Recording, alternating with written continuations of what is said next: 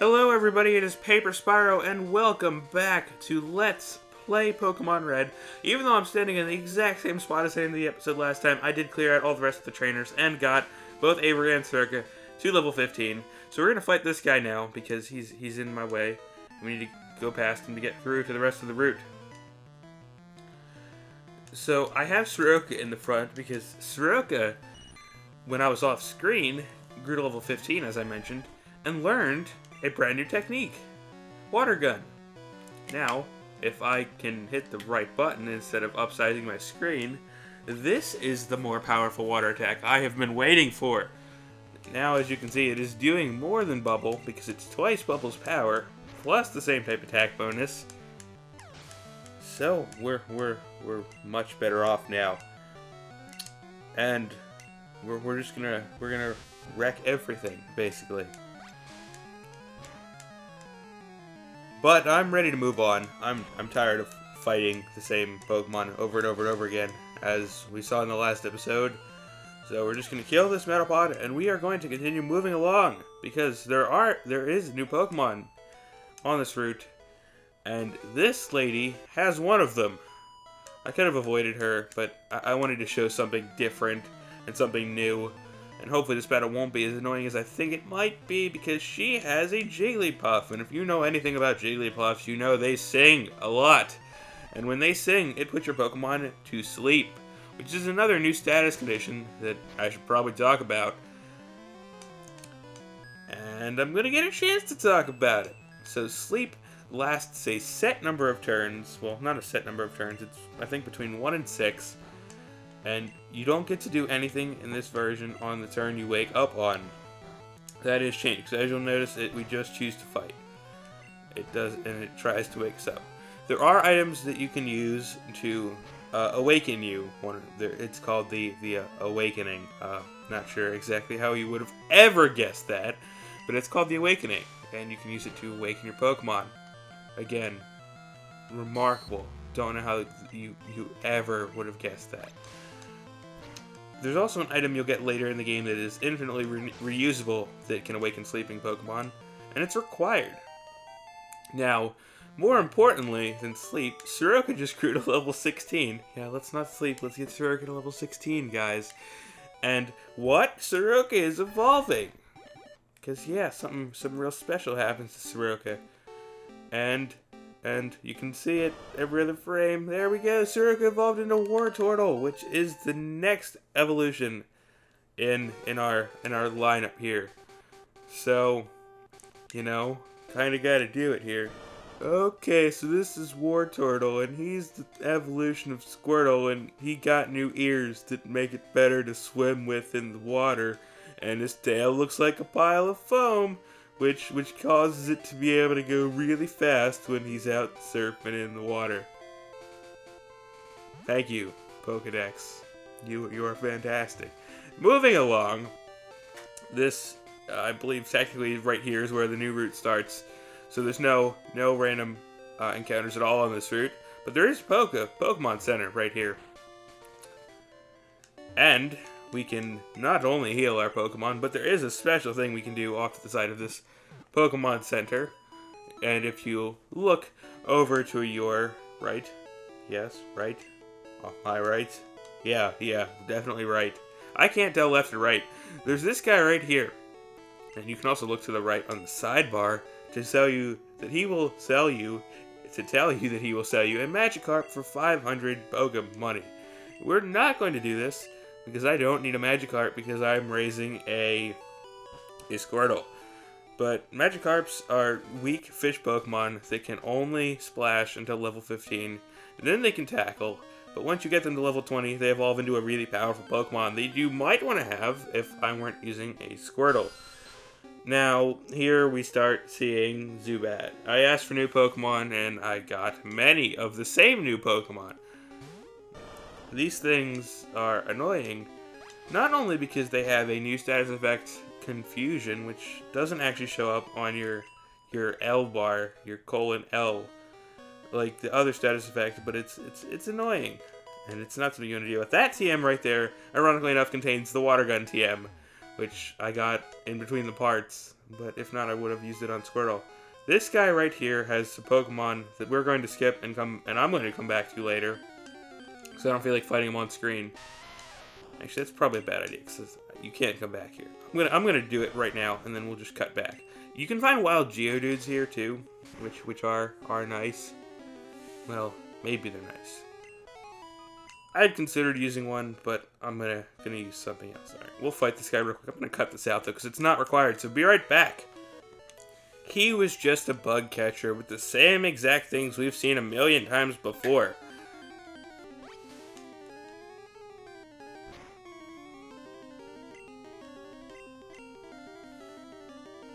I guess I should talk about that move quickly too. That is Leech Life. It is a bug move, technically. It does a very small amount of damage, but sucks it back to the original Pokemon that used it as HP. Because there's a couple of attacks that do that in this game. I really should have let Avery have a turn, but we'll deal with it. So this is Clefairy, basically a counterpart to Jigglypuff. They kind of do the exact same thing. So we're just gonna try to kill it. Basically, they are rare encounters, if you'll notice in the sidebars. Oh, that was a glitch I'd been waiting for to happen. If you notice, Water Gun actually missed, because there is a very small chance that even moves with 100% accuracy will miss. Because there's a move later in this game called Swift, which will hit through anything. It will never miss, except for in the chance that it misses. It's called the 99.6 glitch, because someone messed up a greater than or less than sign, you know, math. That people aren't good at it. Somebody messed up one of those signs in the coding of the game, because when it generates a random number, it generates a number between I don't need to heal up. It generates a number between 1 or 0 and 255, and a move has an accuracy rating. So if it generates a number that is less than, it should be less than or equal to the accuracy rating, which is a number in a fraction. So like a move with 100% accuracy has a chance of 255. So technically, what should happen is if it generates a 255, it should hit as well. But what it did when it missed back there is it generated a 255, and because that sign is less than and not less than or equal to, it missed. It still counted it as a miss, which is kind of a pain, because yes, as I mentioned, moves with perfect accuracy that never miss can still miss. But moving along, this is not a required path by any means. If you don't want to get all the items, you can stay at the top of this staircase. There is a rocket right up there, which we'll get into what they are in just a moment. But it's also worth noting that if you haven't noticed on the sidebar, that the encounter rates tend to change between the floors. I just got an HP up. I'm just going to kind of use that on Avery. He kind of needs it because his health's a little bit lower. But he's also still a stage 1 Pokemon, because Pokemon do get increased stats when they evolve. And we need to let him have a turn here, I think. He hasn't really had a turn in a little while. So let's let him fight this Rocket here, because this is a member of what is known as Team Rocket. Oh, I really should have left Cirque out for this, because Cirque could have done extra damage. But either way... Oh, yeah, they have Sand Attack too. I don't like Sand Attack. Avery needed the experience, though. Because Soroka has been getting a lot of attention lately. And the real Avery actually just iMessaged me. Oops. Sorry if you could hear that. Anyway, no, Avery still needs experience. Even if it is just experience from Rattatas. Quick Attack does a lot more damage in this game than it seems to in the remakes. I don't know why it seems to be so powerful here. Not as much as in the remakes, but whatever. Also, I just realized I still have my accuracy lowered. There we go. I was gonna say that I still had my accuracy lowered, and I still kept making contact, and then of course I missed. But man, Avery, you and these criticals, dude. And you don't even know what Pokemon you are yet. Because I didn't actually tell him. Avery is now evolving because he is well ahead in evolution too.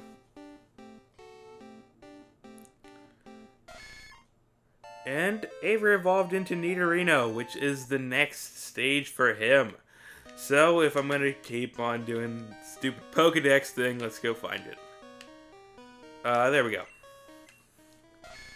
Nidorino, it has a giant poison thing on its head that it can use to poison people if they get too close and try to rub its belly, because you never rub the belly of a cat, elephant, rabbit thing.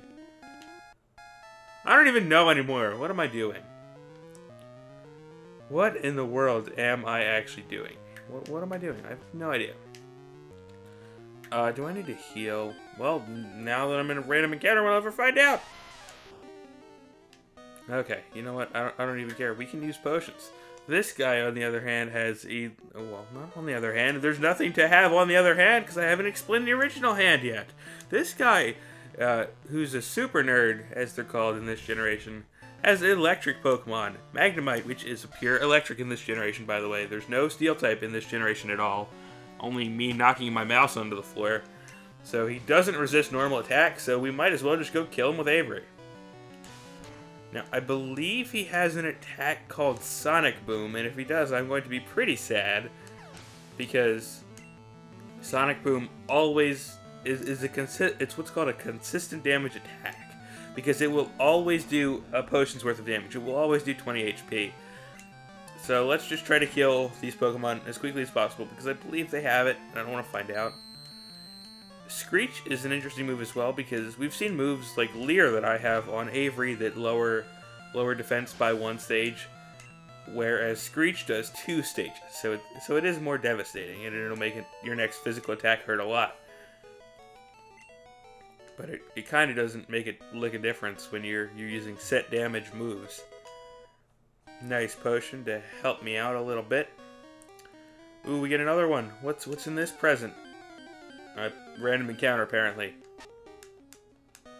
I get a rare candy. Now, a rare candy will always raise your level of Pokemon by 1, but you don't want to use those. You want to save them, because it's way more efficient to use them when your Pokemon are really high up, because it takes a lot of experience to get a Pokemon in the 90s to the next level, and it doesn't take very much at all to get a level, even like a level 17 Pokemon to level 18, because we'll still hit that by the end of the episode.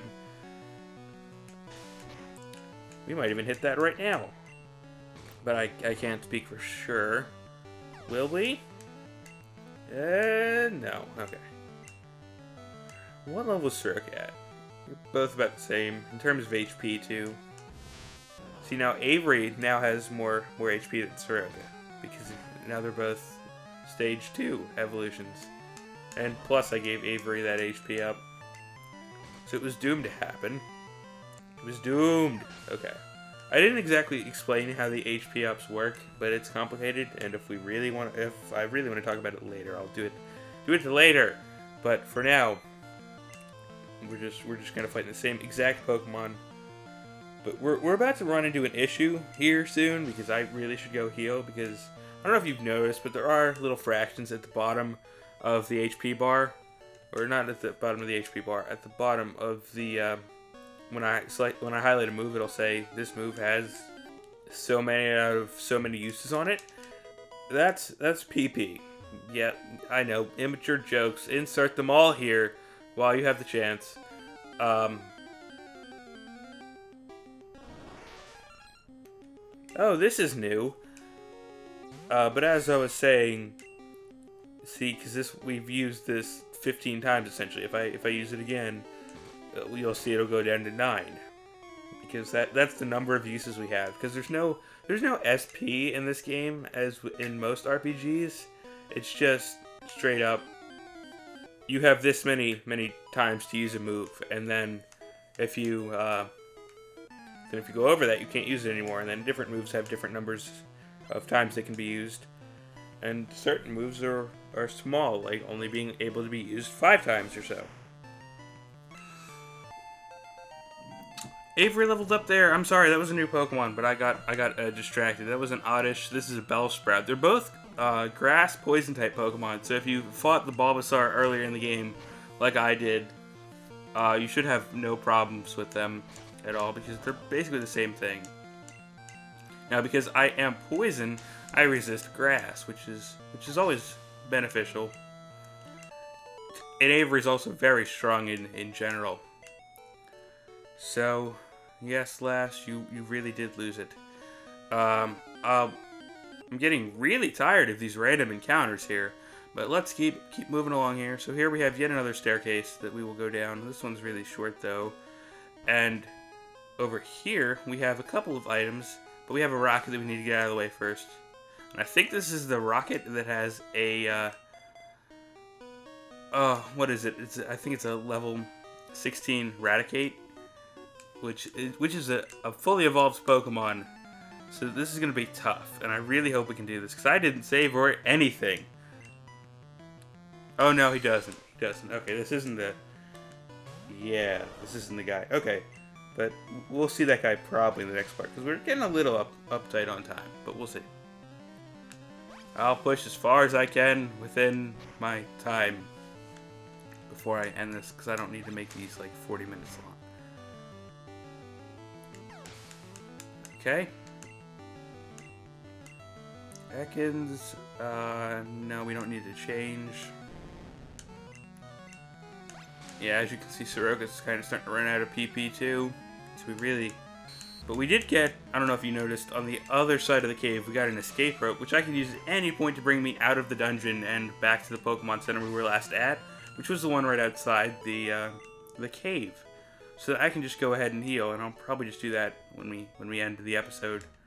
And I'll just walk back off screen, cutting all the stupid random encounters. That's an ether that we just got right there. Those are pretty rare. Those actually allow you to restore some of your PP. Now those I will save. I will not go crazy with those like I am with the potions, apparently. Clearing this cave here, now we get to move on to yet another battle. It's probably not required, so I'll just cut it out. Or, no, I'll show it anyway. We've been showing a lot of these battles, so we'll keep up the trends here.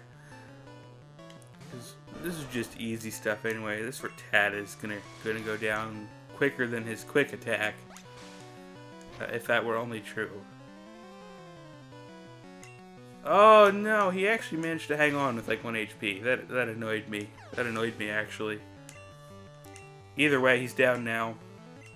Youngster has yet another Rattata.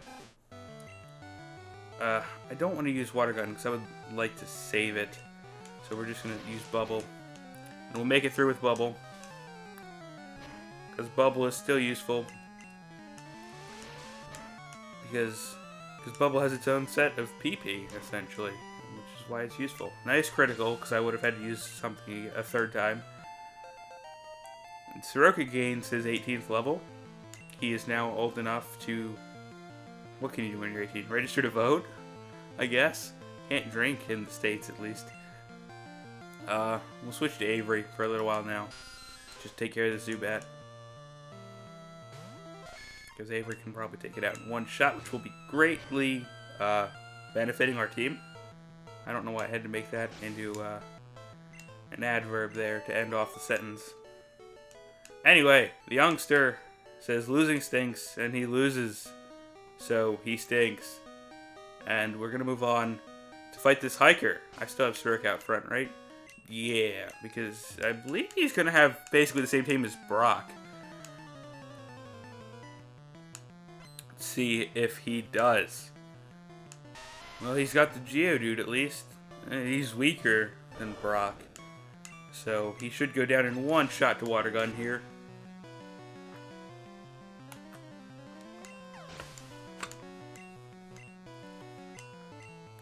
Oh, he's got 3 Pokemon. Will they all be stronger? No, they're all going to be level 10 Geodudes. That's not good for anyone.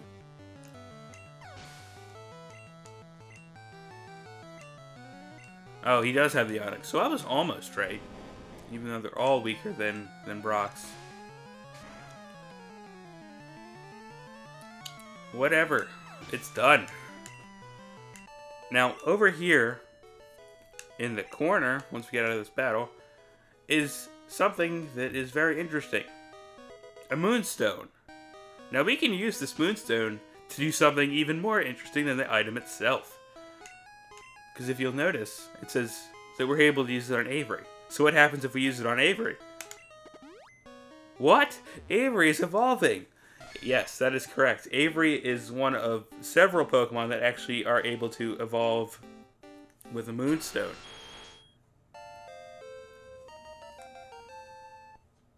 So now we have a fully evolved Pokemon, and we're literally 3 parts into this Let's Play. I mean, just look at that. He also gains a ground subtype too, because Pokemon can change typesets when they evolve. So he is now ground, which gives him an immunity to electricity. But I think we're going to call that an episode here. I'll show how the escape rope works real quick, and then I'll just meet you back by the entrance to this final ladder here in the next part. So we just kind of spin in circles, and we get lifted outside somehow to the Pokemon Center. So thank you all so much for watching part 3. In part 4, we're gonna go ahead and take out the rest of this cave and probably get to the next city. So thanks for watching, and see you all next time. Goodbye.